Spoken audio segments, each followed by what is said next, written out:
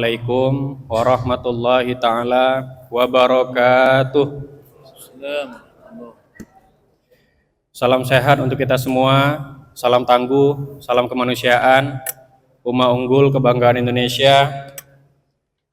Alhamdulillahirabbil alamin. Wassalatu wassalamu ala asyrafil anbiya'i wal mursalin wa ala alihi wa ashabihi ajmain. Amma ba'd.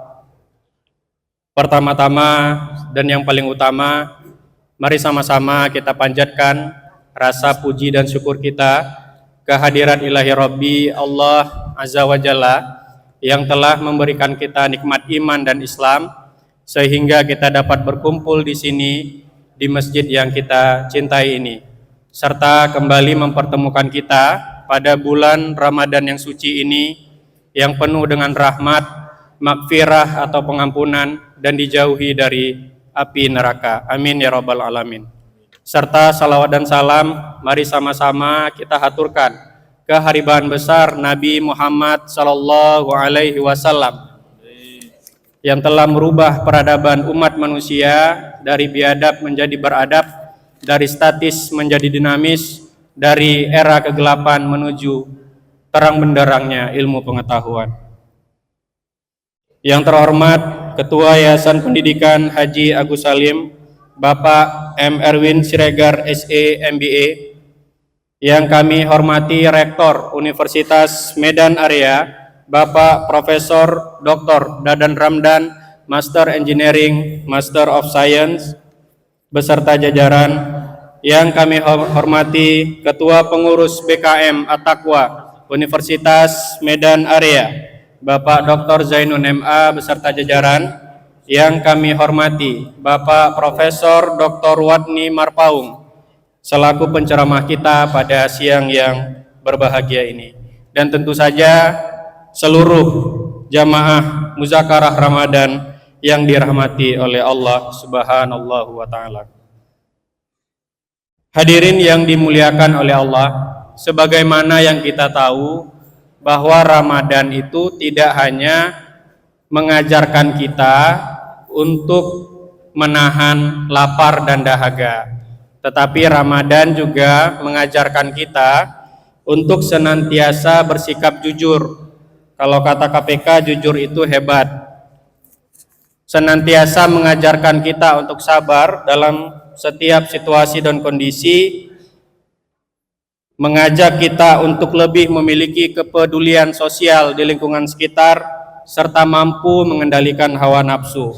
Maka daripada itu, mari sama-sama kita sejenak menyimak, mendengarkan, dan nantinya mengimplementasikan pemaparan dari narasumber kita. Kepada yang kami hormati Bapak Profesor Dr. Wadni Marpaung, waktu dan tempat kami persilahkan. Silakan, Pak.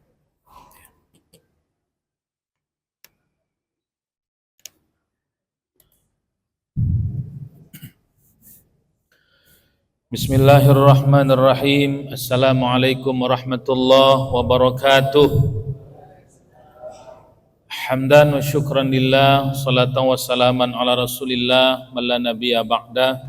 Allahumma salli wa sallim wa barik ala sayyidina Muhammad wa ala alihi wa ashabihi ajma'in, amma ba'd. Rabbi shrah li sadri wa yassir li amri wahlul 'uqdatam min lisani yafqahu qawli. Subhanaka la ilma lana illa ma 'allamtana innaka antal alimul hakim. La haula wa la quwata illa billahil aliyyil azim. Yang sama kita muliakan, hormati Ayahanda Ketua Yayasan, Bapak Rektor, dan seluruh sivitas akademika yang berhadir, jamaah salat zuhur yang dimuliakan Allah. Bersyukur kita pada Allah Qadirabul Jalil dengan lafaz alhamdulillahi rabbil alamin. Bersalawat pada Rasulullah sallallahu alaihi wasallam dengan lafaz Allahumma salli ala sayyidina Muhammad. Bapak-bapak yang dimuliakan Allah, dalam kesempatan ini ada dua konsep yang mau saya utarakan, walaupun ini hampir bersamaan, yaitu tawassut, tawazun dalam hidup. Ada tawassut, ada tawazun. Bapak Ibu, tawassut ini artinya di tengah atau pertengahan. Dan ayat yang merujuk pada tawassut ini adalah surah Al-Baqarah ayat 143. Wa kadzalika ja'alnakum ummatan wasata. Demikianlah kami jadikan kamu umat Islam menjadi umat pertengahan. Maka seakar kata wasato itu tengah. Maka menyebutkan jari tengah dalam bahasa Arabnya wusto. Khinsir, binsir, wusto. Jari tengah. Kenapa disebut jari tengah? Karena diapit oleh dua jari, kiri dan kanan. Maka di tengah itu wusto. Ada lagi sholatul wusto, sholat pertengahan. Apa itu? Sholatul asar. Kenapa sholat asar itu pertengahan? Karena subuh, zuhur, maghrib, isya. Di tengahnya ada sholatul asar. Itu disebut dengan sholatul wusto. Seakar kata itu juga dalam bahasa Arab ada namanya wasit. Wasiltun atau wasitun. Jadi wasit dalam setiap pertandingan, permainan apapun itu, sadar atau tidak bahasa Arab. Jadi kalau ada main bola, ada wasitnya, dia di tengah dan dia penengah. Karena kalau ada main bola tak ada wasit, terkadang bukan bola yang ditendang, kaki kawan yang ditendang. Itu rusuh main bolanya. Maka harus ada wasit dan penengah dalam permainan itu. Bapak Ibu sekalian dimuliakan Allah, di mana tawassutnya konsep ini?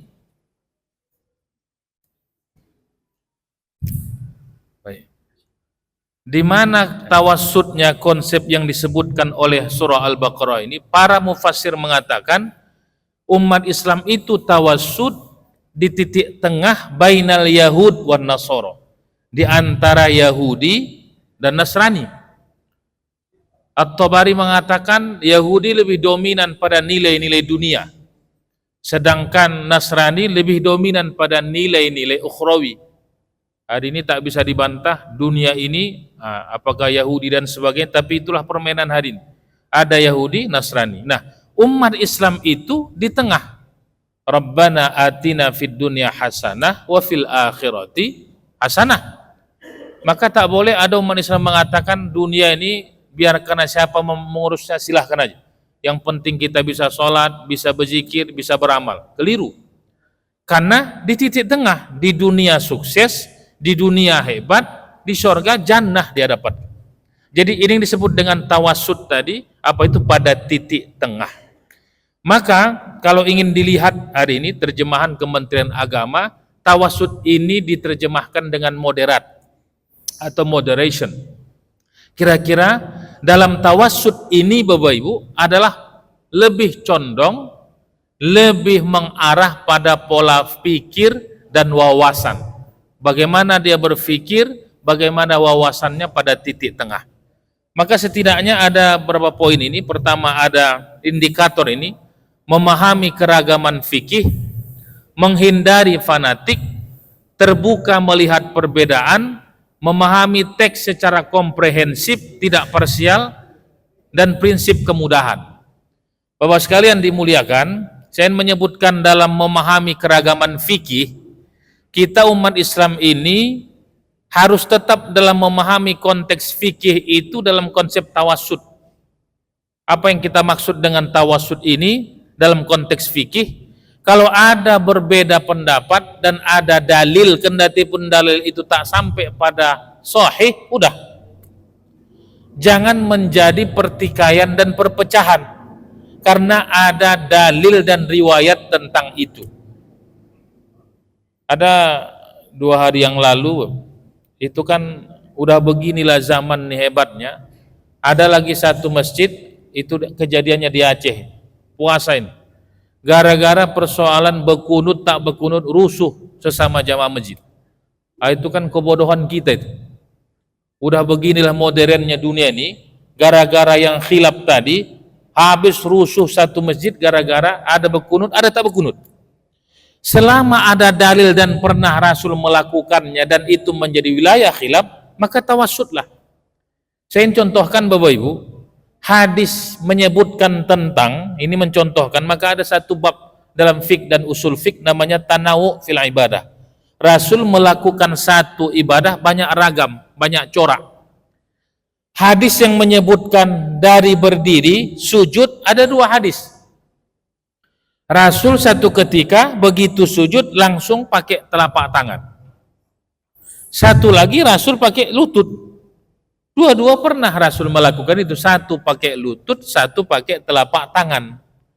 Artinya, kalau hari ini ada yang pakai telapak tangan, silahkan. Yang pakai lutut, silahkan.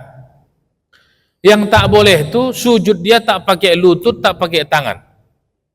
Nah, itu baru rusuh kita mikirkannya. Itu terjun bebas dia. Dari berdiri langsung jidatnya langsung. Itu kalau tak tebal sajadah, bisa retak juga itu kening dibuatnya itu. Tapi selama pakai salah satu itu silahkan. Dan jangan menyalahkan. Sama ketika Rasul menyebutkan mengangkat telunjuk ketika tasyahud Bapak Ibu. Itu dua arus hadis besar. Satu Rasul summa la yuharrik, tak menggerakkan telunjuk. Satu lagi summa yuharrik. Rasul menggerak-gerakkan telunjuk. Kalau begitu ada dua arus hadis besar tentang itu. Kalau ada yang menggerakkan, udah silahkan digerakkan. Kalau tidak pun digerakkannya silahkan, karena ada riwayat tentang itu. Jangan karena dilihat ada yang menggerak-gerakkan, nampaknya ditangkapnya telunjuk kawannya bergerak-gerak tadi. Nah, itu tak sholat jadinya, rusuh tarik-tarian telunjuk jadi. Cukup. Atau bahkan ketika meletakkan mengangkat tangan, coba nanti lihat Bapak Ibu hadis tentang itu.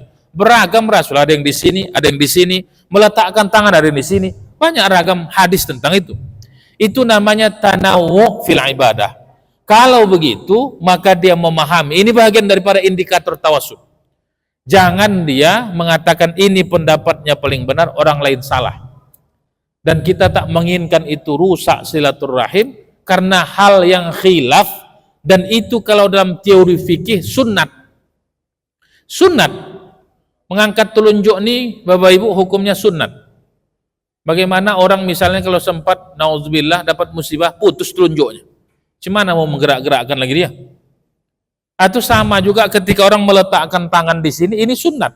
Kalau seandainya dia angkat takbir lalu dilepasnya tangannya, apakah batal sholatnya? Tidak. Sama juga perbedaan ketika berbincangan kunut tak berkunut dalam mazhab Syafi'i dan yang lain hanya sunnat. Kalau ditinggalkan pun tidak. Lalu kenapa muncul heboh yang kita sebut di medsos hari ini, rusuh satu masjid gara-gara persoalan kunut tak berkunut. Kita tinggalkan itu dalam konteks tawassutlah dalam memahami yang kita sebut khilaf, perbedaan pendapat dalam fikih. Karena dalam tauhid tak akan pernah kita berbeda, tetap mengatakan qul huwallahu ahad, selesai. Tapi pada wilayah fikih maka kita akan boleh jadi beragam berbeda selama dalam ada dalilnya, silahkan, dan jangan saling menunjuk bahkan mengatakan orang lain salah. Bapak Ibu sekalian dimuliakan Allah, maka sama ini kalau kita sebut tadi ada fanatis ya. Jadi dia membuka, memahami keraguan fikih, menghindari fanatik, tak boleh dia hanya mengatakan pendapat yang benar. Bahkan dalam teologi pun ada dua arus besar. Ada Qadariyah, ada Jabariyah. Tak boleh saling untuk mengatakan ini pendapatnya bahwa akal lah yang lebih hebat dibandingkan nakol, dibandingkan Al-Quran dan hadis. Tapi dia akan menyatukan itu berada pada titik tengah. Bapak Ibu, ini yang disebutkan indikator, memahami secara komprehensif. Bahkan pemikirannya kalau ingin kita tarik Bapak Ibu, bagaimana konsep tawassut ini dalam ranah perbedaan-perbedaan, dia akan mencoba melihatnya pada titik temu yang bisa dipertemukan dalam ragam perbedaan. Bapak Ibu, ini yang pertama tawassut. Maka ada tawassut dalam konsep ragam pemikiran dan wawasan seseorang dalam melihat apakah itu dalam konteks fikih dan keberagaman kita yang ada di negara kita ini. Baru yang terakhir, supaya kita masuk perbincangan diskusi, ini tawazun. Tawazun ini Bapak Ibu saya ingin menyebut lebih umum. Konsep-konsep besar dalam penciptaan alam dan ayat-ayat Quran pun menyebutkan tawazun. keseimbangan. Apa itu? Bukan hanya pada persoalan pemikiran, bahkan dalam penciptaan alam semesta, langit, bumi, matahari, rembulan, siang, malam, laki-laki, perempuan, hitam, putih, itu dalam konsep tawazun, keseimbangan. Kita hanya, kenapa tahu kita di atas langit? Karena ada bumi. Kenapa yang di bawah ini bumi? Karena ada langit.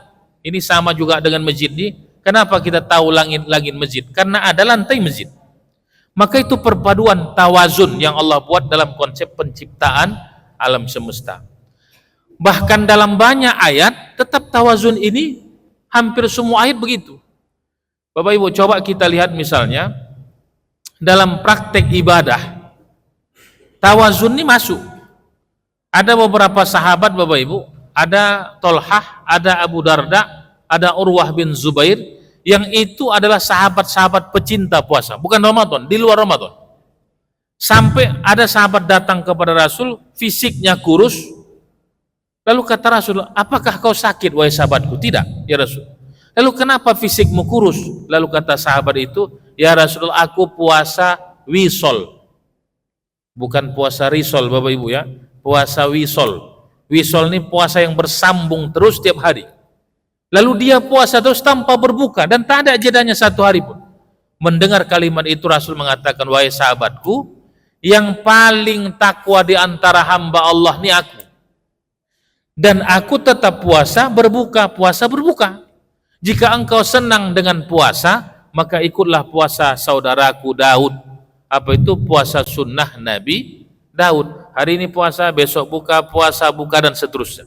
Itu pun kalau seandainya di total berarti 15 hari dia puasa dalam satu bulan, 15 hari berbuka atau tidak puasa. Itu tawazun, keseimbangan. Bahkan puasa Ramadan ini pun, coba kita renungkan Bapak Ibu, kenapa Allah wajibkan 1 bulan Ramadan? Karena Allah tahu boleh jadi ada hamba-hambanya yang 11 bulan itu tak pernah puasa sunnah. Maka Allah wajibkan puasa ini karena sayangnya Allah. Supaya apa? Supaya ada on off, hidup mati. Ini lampu ini kalau on semua mati nih. Ini kipas angin bahkan AC ini kalau hidup terus rusak. Maka ada on off.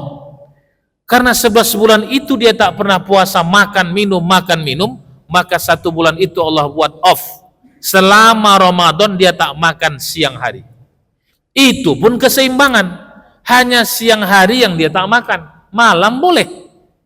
Apa itu bahagian daripada tawazun yang Allah buat? Bahkan Bapak Ibu dalam konsep makanan, bayangkan itu tetap ayat kulu washrobu wala tusrifu. Makan dan minumlah kamu, jangan berlebihan. Keseimbangan. Jadi makanlah apapun itu selama halal, tapi wala tusrifu, jangan berlebihan. Maka dalam dunia gizi sekarang Bapak Ibu, gizi tak dikenal lagi istilah dulu 4 sehat 5 sempurna. Dulu waktu sekolah SD dan sebagainya dihafal itu. 4 sehat 5 sempurna. Makan sayur, makan buah, makan daging, makan ikan. Penyempurnanya minum susu. Karena susu mahal, maka tak sempurna-sempurna sehat kawan.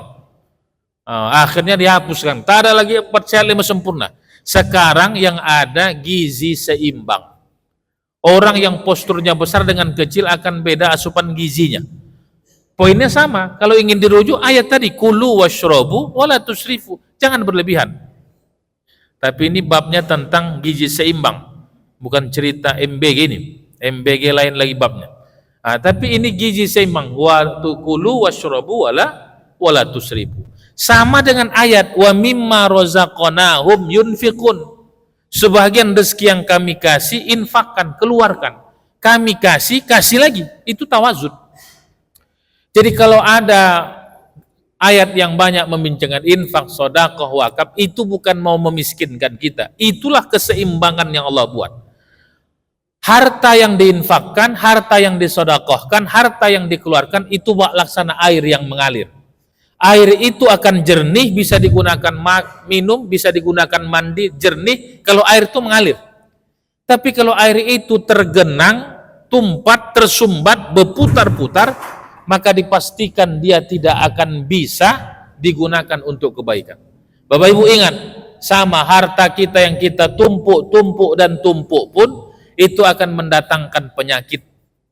Kalau tak kita keluarkan, Allah paksa itu keluar. Ada yang sakit, ada yang dapat musibah. Maka infak sedekah itu adalah cara untuk melancarkan datangnya rezeki. Kira-kira kalau kita buka keran kita, maka keran langit pun akan lebih besar terbuka. Kenapa? Karena keseimbangan. Ada input, ada output. Ada yang masuk, ada yang keluar. Kalau ada orang bapak ibu 1 minggu makan minum, tak ada yang keluar dari belakang, itu rumah sakit deh. Maka ada istilah orang bapak ibu, istilah angin duduk. Orang pesisir ada istilah angin duduk. Bukan jenis angin tuh duduk, awak yang terduduk dibuat angin. Maka disebutlah angin duduk. Mengapa? Karena begitu ada masuk, mesti ada keluar. Maka syukurilah begitu ada masuk angin, lalu dia bisa sendawa, bisa buang angin, itu sebuah kesyukuran, bagian daripada tawazun, keseimbangan. Cuman dia lihat juga bapak ibu, jangan pula karena ada legitimasi di mana tempat disaburnya anginnya. Nah, itu persoalan juga itu. Tapi keluar angin, masuk itu bahagian daripada keseimbangan. Bapak Ibu, ini yang kita sebut tadi bahagian contoh-contoh dari tawazun. Maka sama juga dalam hidup ini pun, bayangkan puasa yang kita hari ini menahan dahaga, lapar, sampai ada yang terkulai-kulai tak tahan lagi. Tapi endingnya itu hanya pada Allah. Wujudnya dia berbagi, memberi. Kenapa Rasul sampai ajwad? Ajwad itu Rasul makin dermawan ketika Ramadan.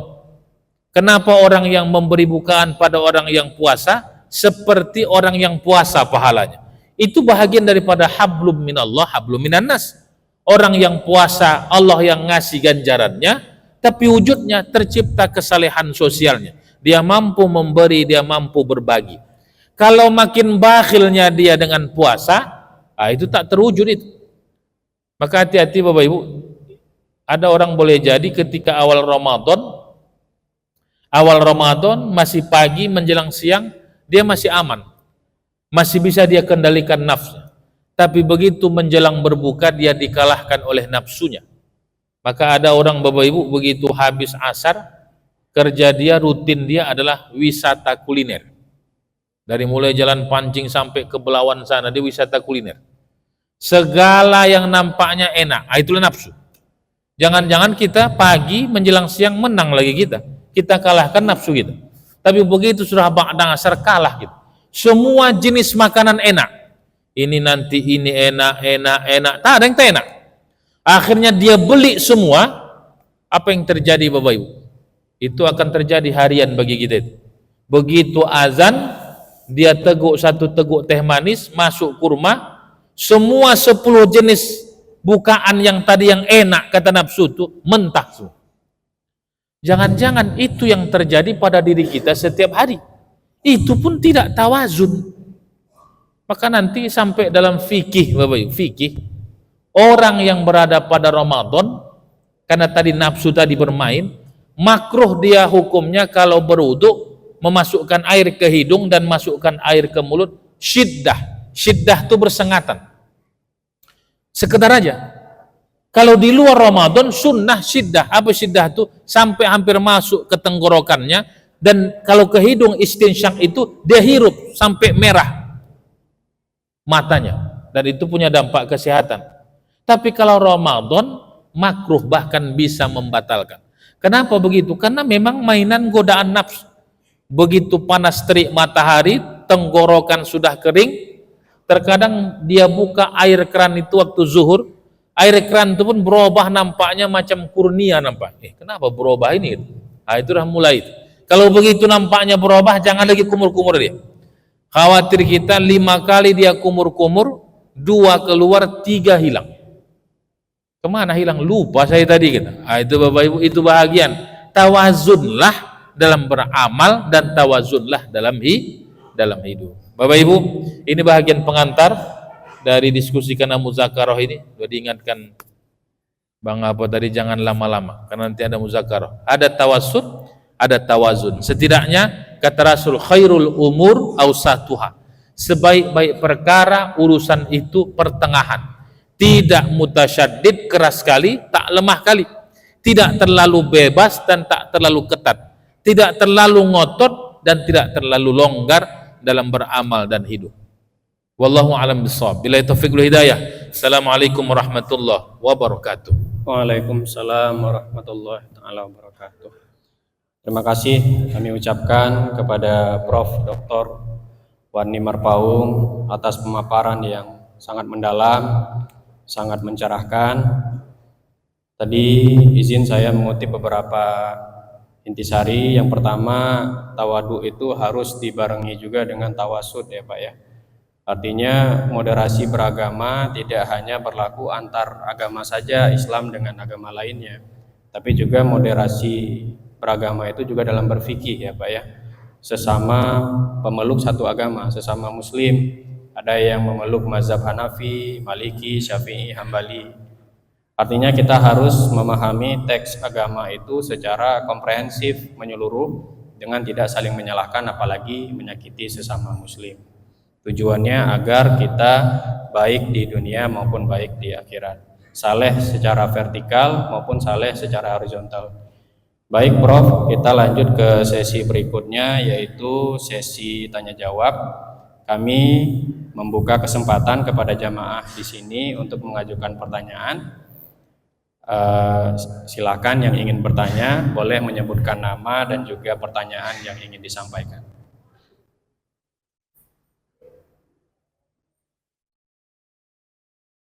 Mungkin ada dari Pak Dr. Taufik atau Pak Dr. Syafrizaldi, atau mungkin dari yang lainnya.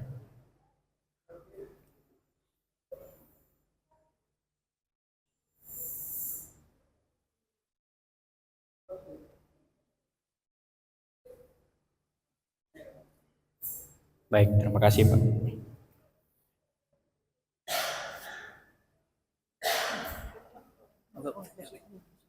Baik, ada yang mungkin yang ingin bertanya Bapak Ibu terkait dengan tema kita hari ini, yaitu nilai-nilai Ramadan dalam pembentukan insan takwa. Baik, sembari menunggu pertanyaan yang lain, saya punya pertanyaan Prof. Terkait dengan konflik Iran, Israel, Amerika ini, apakah sifat tawasud itu bisa diterapkan? Prof, itu saja, terima kasih. Gimana Dina? Sekarang kan sedang konflik Israel, Iran, dan Amerika ya. Tadi Prof mengatakan kita tidak hanya boleh tawadu, tapi kita juga harus tawasud dalam kasus konflik tersebut. Bagaimana seharusnya kami bersikap? Terima kasih Prof. Ya. Baik Bapak Ibu, saya menyebut tadi bahwa konsep tawasud ini adalah konsep yang am ya, yang umum dalam konsep berfikir, termasuk dalam melihat keragaman, bukan hanya dalam konteks hanya agama ya, bahkan dalam konteks di luar agama dan keragaman penciptaan. Hari ini Bapak Ibu tak bisa dinafikan apa yang hari ini terjadi dalam politik dan geopolitik dunia hari ini. Maka umat Islam tetap mengacu pada konsep yang disebutkan di atas tawasud, adalah untuk menciptakan yang namanya perdamaian. Tetap yang namanya war, perang akan tetap membawa dampak. Maka bahagian daripada tawasud itu, kalau dulu kita mengingat ada istilah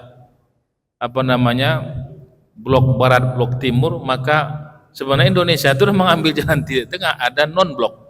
Begitu ya. Jadi non blok itu sebenarnya jalan tengah. Jadi ada blok timur, blok barat saat itu, yang dilakukan politik internasionalnya Indonesia di zaman itu adalah non blok. Tidak memihak kanan, tetapi poinnya adalah untuk menciptakan perdamaian dunia. Jika kita ingin fahami dan dekati itu, sadar atau tidak, maka sebenarnya itu adalah konsep tawasud. Maka orangnya, pelakunya namanya mutawassid. Apa itu? Mencari titik tengah, mencari titik temu, tidak menjadi radikal, tidak menjadi ekstrim, dan tidak menjadi orang yang serba liberal. Maka hari ini dinamika internasional hari ini, di mana posisi kita? Posisi umat Islam itu tetap pada totep adalah tawasud atau mutawassitun, supaya tak ada yang namanya perang bahwa habis-habisan, ekonomi habis, apalagi namanya senjata habis, darah pun tumpah, tak ada karena kemaslahatan. Maka jika ketemu titik temunya dengan konsep tawasud, disitulah peran tadi wa kadzalika ja'alnakum ummatan wasatu. Saya sangat mengira Adinda bahwa konsep itu masuk pada dalam konflik dunia ini pun, disitulah umat Islam tampil. Kalau hari ini apakah Pak Prabowo dan sebagainya, tapi poinnya adalah peace, perdamaian, kedamaian, dan perdamaian dunia yang itu diwujudkan daripada mutawassitun. Kira-kira begitu. Baik, terima kasih Prof. Ya. Karena menang jadi arang, kalah jadi abu ya Prof. Ya. Kalau perang. Baik, mungkin ada Bapak Ibu yang ingin bertanya sebelum rangkaian kegiatan pada hari ini kita tutup. Baik, alhamdulillah rangkaian muzakarah Ramadan hari ini telah kita ikuti bersama. Semoga ilmu yang kita peroleh menjadi amal jariyah dan semakin menguatkan kita menjadi insan yang bertakwa. Akhir kata, mari kita tutup kegiatan ini dengan doa yang nanti akan dibacakan oleh Prof. Dr. Wadni. Kepada Prof kami persilahkan. Assalamualaikum warahmatullahi wabarakatuh. Salam.